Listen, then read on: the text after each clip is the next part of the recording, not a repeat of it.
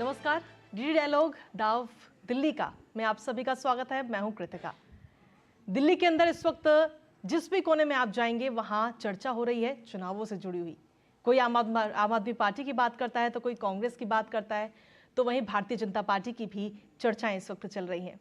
और इसी पर चर्चा करने के लिए इस वक्त हमारे साथ मौजूद हैं बेहद ही खास मेहमान डी डायलॉग में इस वक्त शीला दीक्षित जी के सुपुत्र संदीप दीक्षित जी। संदीप जी, बहुत बहुत स्वागत है आपका हमारे इस डी डायलॉग के खास कार्यक्रम में। संदीप जी, बात आज के इस खास कार्यक्रम में हम दिल्ली की करेंगे, दिल्ली की सभी सीटों पर करेंगे, लेकिन सबसे पहले शुरुआत आपकी सीट के साथ करेंगे। जिस सीट पर आप इस वक्त अपनी उम्मीदवार हैं, उस सीट की अगर हम देखें तो 2 सीटों पर पूर्व मुख्यमंत्रियों के बेटे और 1 सीट पर खुद पूर्व मुख्यमंत्री।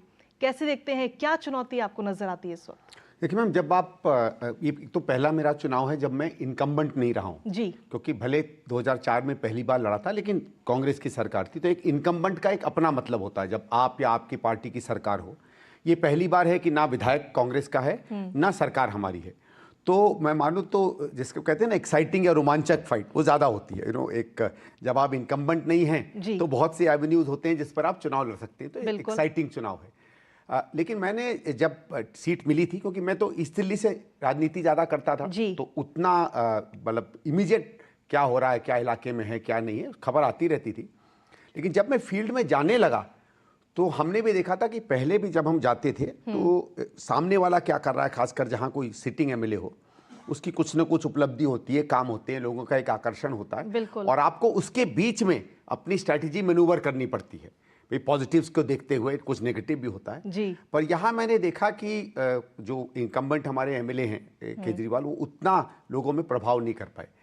एज एन एमएलए परफॉर्मेंस बहुत अच्छी नहीं रही, और क्योंकि इंफ्रास्ट्रक्चर में, एयर पोल्यूशन में, पानी में दिक्कत हो रही है, तो लोग थोड़ा ऊपर भी सवाल उठा रहे हैं। और इंटरेस्टिंगली जो एक बात बहुत निकल कर आ रही है हाउस होल्ड पे, वो एम्प्लॉयमेंट की, जॉब्स की है। बिल्कुल समझ लीजिए इकोनॉमिकली वीकर सेक्शन से लेके समृद्ध घरों तक।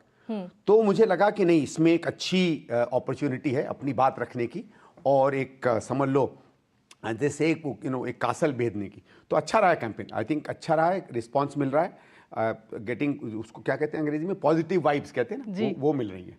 क्योंकि अब तो अगर हम देखें तो बहुत कम समय रह गया है। 5 तारीख को दिल्ली के अंदर मतदान होने और 3 तारीख को जो चुनाव प्रचार है वो भी थम जाएगा। तो ऐसे में जो सियासत आपको विरासत में मिली है, उसी विरासत को बचाने की सियासत में आप इस वक्त जुटे हुए हैं। क्या आप इसे चुनौती के तौर पर देखते हैं इस वक्त? नहीं मैम, वो है, एक लेगेसी है, एक मिली है, लेकिन वो लेगेसी केवल मेरी नहीं है, वो एक कांग्रेस की लेगेसी है। भाई आफ्टर ऑल ठीक है, शीला जी मदर थी, लेकिन वो कांग्रेस की भी सीएम थी। और हुआ क्या कि नॉर्मली 10-11 साल पहले किसी शहर में क्या हो, वो एक समय के बाद एक स्मृति में आ जाता है, रोज बोलचाल में नहीं आता है। मुझे थोड़ा बहुत मैंने भी राजनीति का अनुभव किया, बहुत कम ऐसा होता है कि किसी सीएम के जाने के बाद वो उसके काम याद आए। तो स्वाभाविक है कि जो उसकी सक्सेसिव गवर्नमेंट रही है, उसने कुछ न कुछ ऐसा किया या नहीं किया कि लोग उस सरकार को याद करने लगे। और मैं देख रहा था 2-3 साल से बार बार दिल्ली में चर्चा हो रही है। तो उन लोगों को छोड़ दीजिए जो शायद उस समय नहीं बहुत अवेयर रहे होंगे या बहुत जानकारी वो बदलती हुई दिल्ली की नहीं रही होगी, लेकिन 35-40 प्लस जो जितना दिल्ली में लोग हैं जो वो उस पीरियड को आज से कंपेयर कर पाते हैं, उनमें एक बातचीत चल रही थी। तो वो लेगेसी है, या समझ लो वो जो 12-15 साल का काम था, वो दिल्ली में लोगों में एक इशू है। अब वो पॉलिटिकल इशू बनता है, वोटर इशू बनता है, वो एक अपॉर्चुनिटी है जो कांग्रेस को सीज करनी है। और अगर हम उसको कन्वर्ट कर पाए पॉलिटिकल अपॉर्चुनिटी में, तो उसका फायदा मिलता है। तो हम लोगों को एक समझ लो एक तरीके से एक अपने आप ही एक नेचुरल स्पेस मिल गई है अपनी पॉलिटिक्स करने की और अपने लेगेसी को क्लेम करने की। उसमें हम कितने सक्सेसफुल होते हैं, दैट रिजल्ट्स विल शो। जी, कांग्रेस की जब हम बात करते हैं तो दिल्ली के अंदर एक वक्त वो था कि सिर्फ कांग्रेस ही कांग्रेस हमें नजर आती थी दिल्ली के अंदर। और आज भी यहाँ तक कि जब हम दिल्ली में लोगों के बीच में जाते, जनता से बात करते हैं, तो आपकी मदर शीला दीक्षित जी का काफ़ी जिक्र होता है, लोग काफ़ी उन्हें याद करते हैं। तो ऐसे में अगर आम आदमी पार्टी की हम बात करें तो कांग्रेस के करप्शन का मुद्दा उठाकर ही आम आदमी पार्टी आई, और सबसे पहले सबसे छोटी पार्टी, फिर धीरे धीरे बड़ी पार्टी दिल्ली के अंदर बन गई, सत्ता में आ गई, और ऐसे में उसी पार्टी का साथ कांग्रेस की तरफ से दिया गया। देखो, मैं थोड़ा सा आपका जो सवाल है वो जवाब देने के पहले थोड़ा सा उस कॉन्टेक्स्ट में जाऊंगा। आपने इंपॉर्टेंट कहा था कि हम लोगों की एक तो शायद बहुत बड़ी कमजोरी हुई कांग्रेस की कि 13 या 14 में 12-13 में जो माहौल बन रहा था, चाहे करप्शन का हो चाहे काम का हो, बनता है। ऑपोजिशन को कोई मौका मिलता है तो ऑपोजिशन की लेजिटिमेट स्पेस है अपनी बात कहने की। जी। हम जो एक कॉन्टेक्स्ट बदल रहा था पॉलिटिक्स का, टेक्नोलॉजी का, लोगों से संवाद करने का, न्यू मीडियम्स आ रहे थे, उसमें हम लोग पिछड़ गए और एक जेन्युइन वीकनेस हम लोगों में आई। शायद हम समझ नहीं पाए कि लोगों में नए सवाल आ रहे हैं, उसको हमको कैसे जवाब देना चाहिए।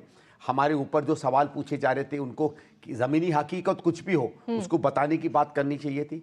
हम पर जो एलिगेशन आ रही हो, आप देखिए पिछले 10-11 साल में वो एलिगेशंस कहाँ हवा हो गए किसी को पता भी नहीं। मतलब उसकी चर्चा भी नहीं होती, इंक्वायरी भी नहीं है, कोई इशू भी नहीं है। वो रिपोर्ट्स कोई, वही केजरीवाल जी तो 300-350 पेज वेव करते थे, वो पेज भी गायब हो गए।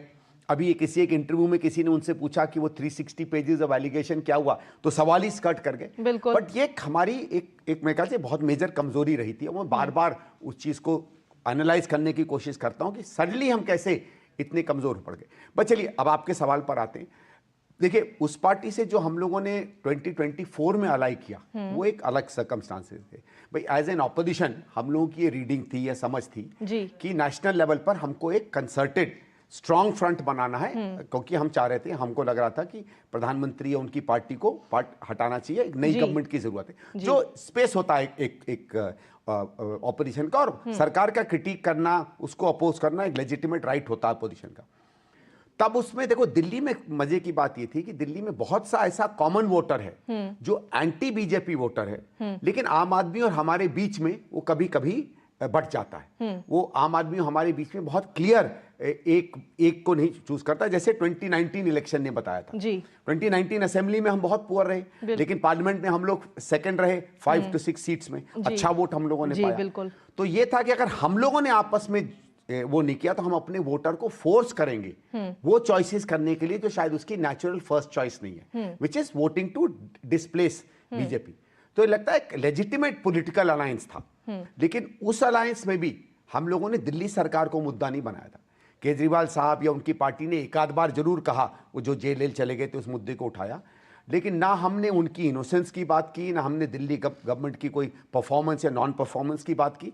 हमने और फिर अल्टीमेटली आम आदमी पार्टी ने भी पूरा कैंपेन लोकसभा में प्राइम मिनिस्टर और प्राइम मिनिस्टर की पॉलिसीज और हमारे कॉमन एजेंडा पे रखा जी। ऐसा लगता है कि उसकी जो कभी कभी लोग कहते हैं is there a fall out on Delhi election, लगता नहीं है। आई थिंक वोटर इस मामले में अवेयर है, वो समझता है कि वहां अलग मुद्दे थे, यहां अलग मुद्दे थे। बिल्कुल 13 में क्या हुआ था मैम, जब आई थिंक नवंबर दिसंबर में कभी भी चुनाव हुए थे, हमारे 8 विधायक जीत कर आए थे। और मुझे याद है जिस दिन हम लोग चुनाव हारे थे उसके अगले दिन हमारे जनरल सेक्रेटरी साहब हैं वो शीला जी को मिलने आए थे, हम लोग भी गए हुए थे और ये 8 विधायक आए थे। इन लोगों का ये कहना था कि उनके जो वोटर्स एक आध दिन में जो प्रतिक्रिया दे रहे हैं वो ये दे रहे हैं कि नहीं भाई आप समर्थन करिए, बीजेपी की सरकार नहीं बनने दीजिए, क्योंकि अगर दोबारा से इलेक्शन हो गया, क्या होता है उसको मिड टर्म इलेक्शन हो गया, तो हम लोगों को फोर्स हो जाएंगे हम आम आदमी को वोट देने को। और वो 8 के 8 ऑलमोस्ट, शायद एक आध दो छोड़ के ऑलमोस्ट सबकी ये ओपिनियन थी कि हम सपोर्ट करें। तो अगर पार्लियामेंट्री पार्टी में सबके सब ये चाहते हैं तो आई रिमेंबर शीला जी ने भी कहा भाई ठीक है आपको जो मन है वो करिए, then I general secretary set करिए। तो उस समय क्या रेट्रोस्पेक्ट में सही है कि वो politically it was not a good step, Congress के लिए भी उसका नुकसान हुआ। बट कभी कभी आई सपोज उस समय कुछ आप कदम लेते हो, लॉन्ग टर्म उसका नुकसान होता है, and we have suffered for that. पर लेकिन कहते हैं कि जो नेता जमीनी स्तर पर रहते हैं वो आम जनता की भाषा बहुत बेहतर तरीके से समझते हैं, जिसमें से आप हैं, अरविंदर सिंह लवरी जो कभी कांग्रेस में हुआ करते थे वो हैं, और इसके अलावा कई सारे प्रदेश इकाई के नेता हैं, और उन्होंने हमेशा मना किया इस चीज के बारे में कि गठबंधन हमें नहीं करना चाहिए।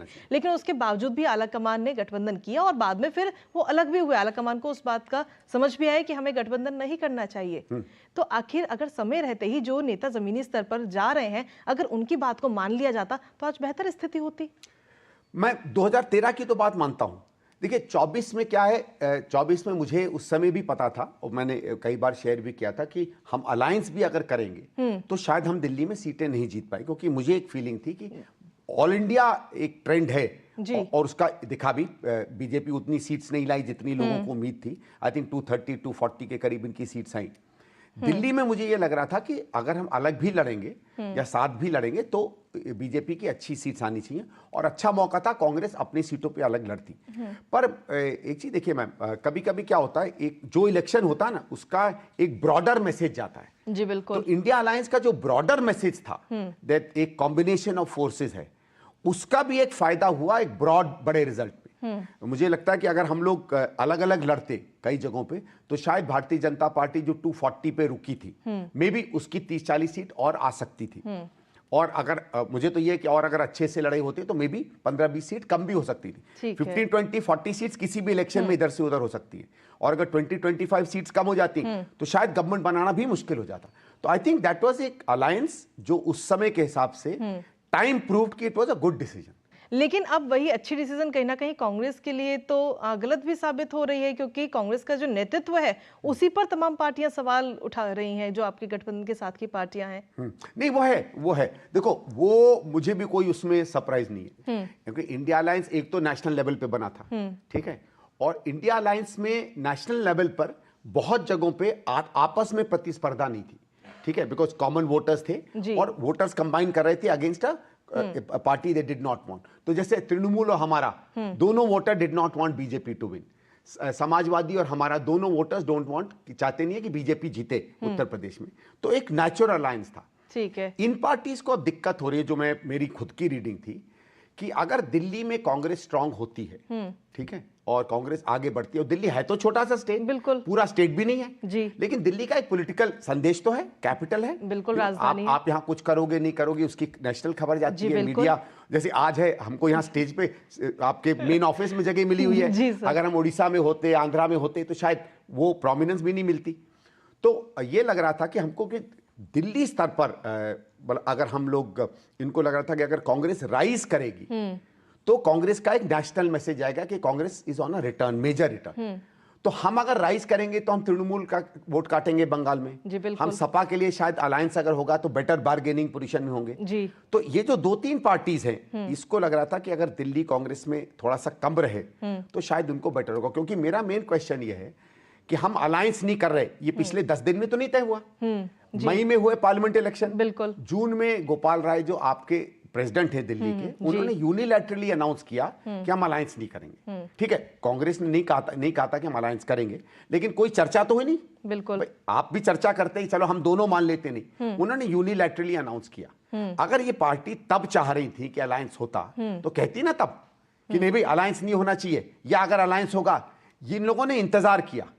और जैसे आप देखो, आज से समझ लो मई जून में अगर आप कोई बात करें तो शायद आप लोग कहते कि नहीं भाई मेन लड़ाई आम आदमी पार्टी और बीजेपी में है। आज कांग्रेस का नाम लिया जा रहा है, बिल्कुल हम लोग मीडिया में हैं, सोशल मीडिया में हैं, जमीन पर हैं, लड़ते दिख रहे हैं।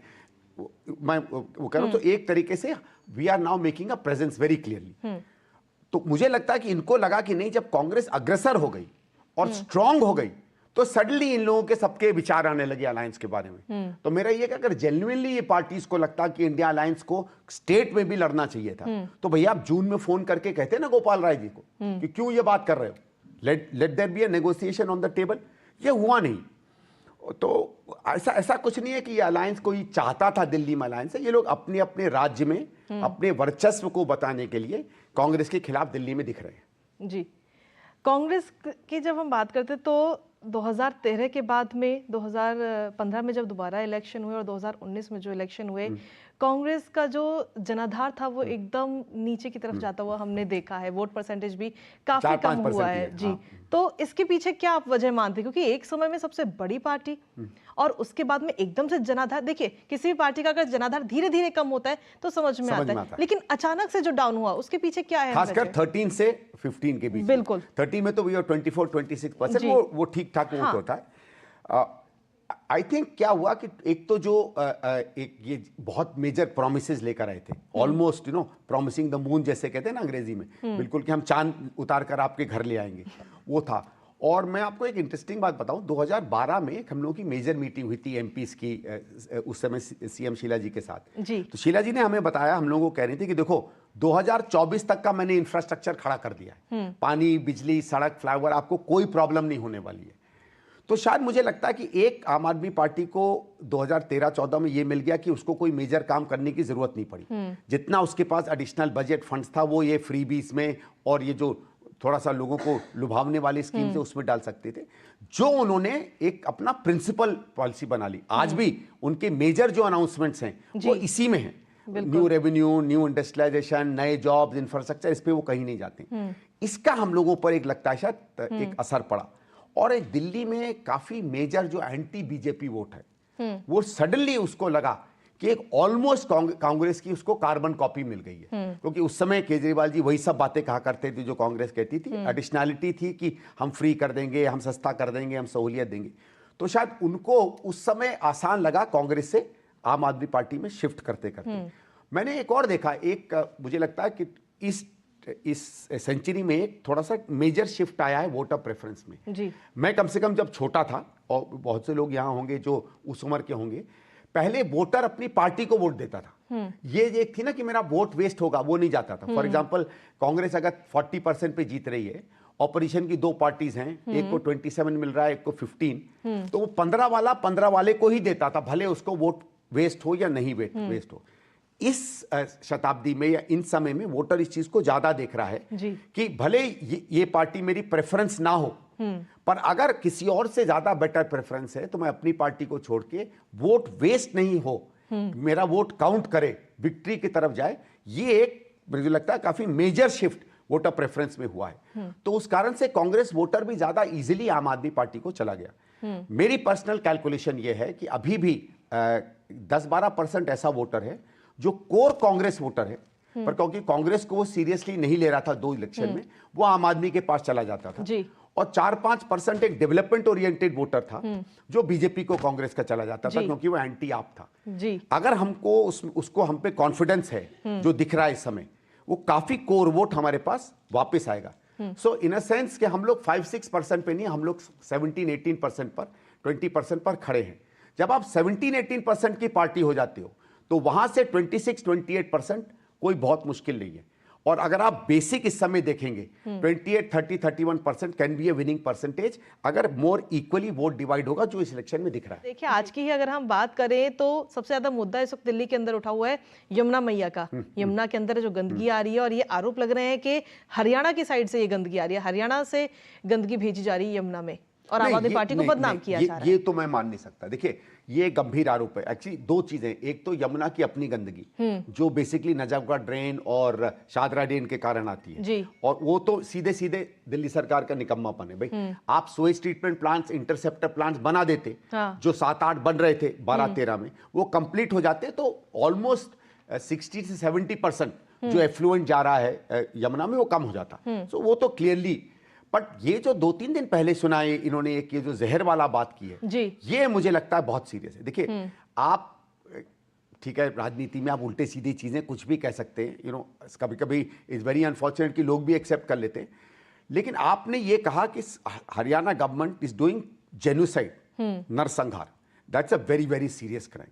इनफैक्ट मैं भी इस बात को कल से उठा रहा हूं कि अगर आप किसी को नरसंहार या जेनोसाइड का क्लेम करते हैं जी, तो या तो आप प्रूफ दीजिए या आप पर केस चलना चाहिए, या तो फिर यह है प्रूफ दें कि हरियाणा सरकार ने जहर डाला है। अगर हरियाणा सरकार ने जहर डाला है तो हरियाणा सरकार को डिसमिस होना चाहिए। दोनों नहीं हो सकते, आइदर दे हैव पॉइजन्ड और they have not poisoned. If they poisoned, Haryana सरकार पर एक्शन हो। If they have not poisoned, तो पब्लिक डिसऑर्डर, पब्लिक पीस को खराब करने के लिए इन पर एक्शन हो। मैं तो ये हमेशा मेंटेन कर रहा हूं कल से। लेकिन सर बस कहा जाता है कि एक्शन होगा, लेकिन एक्शन होता नहीं है, और आरोप प्रत्यारोप का दौर तो हम हर बार चुनावों में देखते ही हैं। हमारे साथ में कई सारे लोग भी इस वक्त मौजूद है जो अपने अपने सवाल आपसे लेना चाहते हैं ऑडियंस में से सवाल। तीनों ही पार्टियां फ्री की जो सुविधाएं दिल्ली की जनता को दे रही हैं, आने वाले समय में ये देखने को मिलेगा कि भारत के जितने भी राज्य हैं हर जगह इलेक्शन जीतने के लिए लोगों को फ्री देना पड़ेगा, नहीं तो जो पार्टी फ्री देगी वही सत्ता में आएगी। तो अगर इसी तरह हम फ्री सुविधाएं लोगों को देते रहेंगे दिल्ली देश की जनता को, तो देश का भविष्य कहाँ जाएगा? मैं कंटिन्यूअसली फ्रीबीज को अपोज करता हूं। देखिए वेलफेयर अलग बात है, और मेरा यह है कि वेलफेयर में अगर आप उन जगहों पर आप सब्सिडी देते हैं जहां प्रोडक्शन होता है। मैं एग्जांपल देना चाहूंगा, 2 मिनट हूं आपके पास। प्लीज। जैसे आप एग्रीकल्चर की बिजली आप फ्री करते हैं, क्या उसमें फर्क पड़ता है? क्या है कि हमारे यहाँ आप खरीफ का क्रॉप लेते हैं, खरीफ जिसको हम मानसून क्रॉप कहते हैं। अगर आपके पास बिजली है तो आप रबी की फसल भी अच्छे से ले सकते हैं, जो जैसे इस समय की जो है। और उसमें अगर आप कैलकुलेट करें और अगर आप बिजली उसी रेट पर लें जिस रेट पर कमर्शियली होती है, तो कोई किसान अच्छी तरीके से रबी की फसल नहीं ले सकता, और ज़ैद जो हमारे गर्मी का फसल माना जाता है वो तो बिल्कुल नहीं ले सकता। तो अगर आप वहां आप सब्सिडी देते हैं तो आप नेशनल प्रोडक्टिविटी बढ़ाते हैं, उसी जमीन से 2 या 3 क्रॉप होते हैं, किसान को फायदा होता है। पर ये जो प्योर वोट से कनेक्टेड है, मुझे कोई नहीं कन्विंस कर सकता कि घर का पंखा चलाना नेशनली प्रोडक्टिव गोल है, या घर में बिजली जलाना आपको वो पॉलिटिकली प्रोडक्टिव गोल है, नेशनली या समाज का प्रोडक्टिव गोल नहीं। लेकिन अब इसमें जो डेंजर हो जाता है मैम, वो ये हो जाता है, जो सबसे खतरनाक चीज पॉलिटिक्स में है वो है कंपिटिटिव पॉपुलिज्म। बिल्कुल। और जैसे और राज्यों ने देखा, मध्य प्रदेश में बीजेपी, मैं एक बार तो बल्कि मैं बीजेपी को अपोज करता हूं, प्रधानमंत्री की आलोचना करता हूं, लेकिन अगर आप देखिएगा बीच में एक बार प्रधानमंत्री ने कहा था मैं रेवड़ी कल्चर के खिलाफ हूं। मैंने वेलकम किया था उसको, मैं कहा था अच्छा है अगर आप कर रहे हैं। बहुत लोग कहते हैं ना भाई क्यों जमुना साफ नहीं होती है, कहां से साफ होगी भाई? हमारा जल बोर्ड जो जमुना को साफ करता है 74,000 करोड़ के घाटे पे है, twice the development budget of Delhi. हमारी डीटीसी आज बसें क्यों नहीं आ रही है? 45,000 करोड़ के लॉस पर है। Delhi is already un unsustainable model, ये चलेगी नहीं बहुत दिनों तक। और अगर आप मान लें, क्योंकि जैसे आप नंबर पूछ रहे थे, मैं अगर सिंपल कैलकुलेशन करता हूं मैम कि दिल्ली में 72 लाख महिला वोटर हैं, इन्होंने कहा है कि हम उसमें इनकम टैक्स जिनको मिलता है उनको नहीं देंगे महिला सम्मान योजना, तो हम उसको अगर 33 लाख टोटल उसमें महिला है तो उसको हम मान भी लें सब मिला के, और अगर हम 40 लाख भी महिला रखें 18 के ऊपर का, 40 लाख इंटू 12 इंटू 2100 12 या 13,000 करोड़ आता है। अगर 37,000 करोड़ टोटल आपका डेवलपमेंट बजट है, 12,000 का एडिशनल कहां से लाओगे? सम्मान योजना जो है ये इसकी हेल्थ की मैम, इसकी कैलकुलेशन इसी तरह 14 to 16,000 करोड़ आ रही है। तो मेरा ये कि जो आपने बात कही है वो एग्जैक्टली ऑन द स्पॉट है। लेकिन आप मुझे बताओ मैं क्या करूं? मैं छप के रह जाऊं और यहां मेरे लिए लोग ताली बजा लें कि आपका मैनिफेस्टो बहुत अच्छा था, या मैं कोशिश करूं कि मैं जीतूंगा? इसलिए इस प्रतिस्पर्धा में पार्टी पड़ती चली जा रही है। And I can tell you, ये एक ही व्यक्ति बदल सकता है, वो आप, और कोई नहीं बदल सकता इसको। सर मैं आपसे जानना चाहूंगी कि जब अरविंद केजरीवाल को जेल होने के बाद में जब वो घर वापस लौटे तो आप खुद उनसे मुलाकात करने के लिए पहुंचे थे, जबकि वो शीला दीक्षित जी पर कई सारे आरोप लगा चुके हैं। तो क्या ये जो मुलाकात थी वो राजनीति से जुड़ी हुई थी या फिर इंसानियत या मानवता से? नहीं मैम, जब लौटे थे तब नहीं गया था, जब अरेस्ट हुए थे। और मैं उसमें बताऊं, मेरा हमेशा ये रहा है कि law should play its course. बल्कि जिस केस में वो अरेस्ट हुए वो तो कांग्रेस ने फाइल किया था, and I personally feel that he is guilty. I am not saying he is guilty, court will prove that. Guilt या नहीं गिल्ट कोर्ट प्रूव करता है, हम तो उस पर शक ही कर सकते हैं। लेकिन जैसे रात को आप पुलिस भेजो, अरेस्ट करो, वो मेरे ख्याल से कभी भी लॉ एंड ऑर्डर की इंप्लीमेंटेशन में पॉलिटिक्स नहीं दिखनी चाहिए। वो मैं आज भी खिलाफ हूं।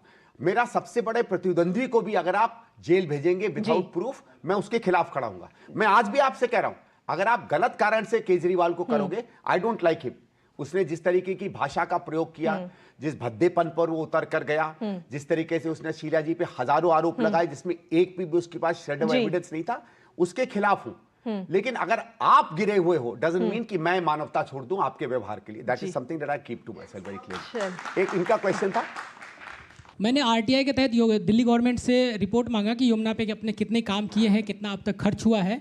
उनके पास कोई जवाब नहीं है। दिल्ली गवर्नमेंट ने हमें अलग अलग डिपार्टमेंट का नाम बताया, पर्यावरण डिपार्टमेंट, जल बोर्ड वगैरह वगैरह, और मैंने लगातार 3 बार तक जो उसका प्रोसेस है हमने इसके तहत मांगा, और फिर भी हमें जवाब यही आया हर डिपार्टमेंट की तरफ से कि इसके बारे में हमारे पास कोई जानकारी नहीं है। आने वाले समय में अगर आपकी सरकार बनती है तो आप यमुना को लेके क्या काम करेंगे? दूसरी चीज़ें, क्या ये जानकारी आप बताना चाहेंगे पब्लिक को कि अब तक यमुना पे कितने खर्च किए जा चुके हैं? कितने खर्च किए हुए इसका मेरे पास बहुत ज़्यादा अंदाज़ा नहीं है। और वो अभी बल्कि एक आरटीआई में हम लोगों को खबर आई थी कि 6,800 करोड़ के करीब इन्होंने एक आरटीआई में हम लोगों को जवाब दिया था। और वो 6,800 करोड़ जो दिल्ली सरकार ने खर्च किए थे, उसमें शायद 6200 करोड़ या 6400 करोड़ गवर्नमेंट ऑफ इंडिया का अनुदान है, गवर्नमेंट ऑफ दिल्ली का बहुत कम है। लेकिन देखिए क्रिटिकल चीज़ क्या है जो हम अभी बता रहे थे, जो हमारी नजफगढ़ ड्रेन जाती है वो करीबन 70 से 72% एफ्लुएंट, उस कारण से जमुना हमारी गंदी होती है। और सेकंड है शादरा कैनाल। पहले ये प्लान हुआ था, आई रिमेंबर बहुत साफ 2012-13 में 7 इंटरसेप्टर सुएज ट्रीटमेंट प्लांट्स उस पे लगने थे। इंटरसेप्टर का मतलब है कि वो जो गंदा पानी जा रहा है वो उठाएंगे स्वेज ट्रीटमेंट प्लांट्स, उसको क्लीन करेंगे और वापस नजफगढ़ ड्रेन में डाल देंगे। तो नजफगढ़ ड्रेन का जब आउटफ्लो गिरेगा यमुना में वो फार क्लीनर होगा, क्योंकि ऑलमोस्ट 92 से 93% जो यमुना में गंद आता है वो दिल्ली से ही आता है, हरियाणा से उसके पहले काफी हद तक क्लीन आता है, जितने भी आप पैरामीटर्स देखें। अब वो इंटरसेप्टर जो एसटीपीज थे वो क्यों नहीं बने, जवाब मैं नहीं दे सकता हूं अभी, बल्कि 2022-23 में सुप्रीम कोर्ट ने एक, sorry for using the word, डंडा चलाया। उसके बाद एलजी साहब के अंदर एक हाई लेवल कमिटी बनी है, उसमें कुछ बातें हो रही है, उसमें कुछ न्यू सुएज ट्रीटमेंट प्लांट्स में अब कुछ त्वरित रूप से काम हो रहा है, something that could have happened before. पर मैं आपको एक अमेजिंग स्टैटिस्टिक्स देता हूं। 2013 में दिल्ली की total Suez treatment plant capacity 603 एमजीडी की थी, आज केवल 620 एमजीडी है, जबकि होनी चाहिए थी मिनिमम 800 से 850 एमजीडी। पॉपुलेशन बढ़ रही है, गंदगी बढ़ रही है, अगर आप सुएज ट्रीट ही नहीं करेंगे तो जमुना जी में जाएगा ही ना मैम, और कहां से, या तो जमुना जी में जाएगा या जमीन पर जाएगा, नीचे गंदा होगा। और हमारे पास यही मेजर सोर्स है क्लीन वाटर का, जमुना जी का या पानी का। तो मैं कहना नहीं चाहता हूं, बट दिल्ली सरकार पे सवाल नहीं उठाएं तो किस पे सवाल उठाएं? चलिए सर, अब ये तो खैर आने वाला वक्त ही बताएगा कि जनता किस पार्टी को चुनती है और सत्ता में लेकर आती है। इसके लिए हमें थोड़ा इंतजार करना होगा। फिलहाल बहुत बहुत शुक्रिया sir, thank you so much इतना कीमती वक्त हमें देने के लिए।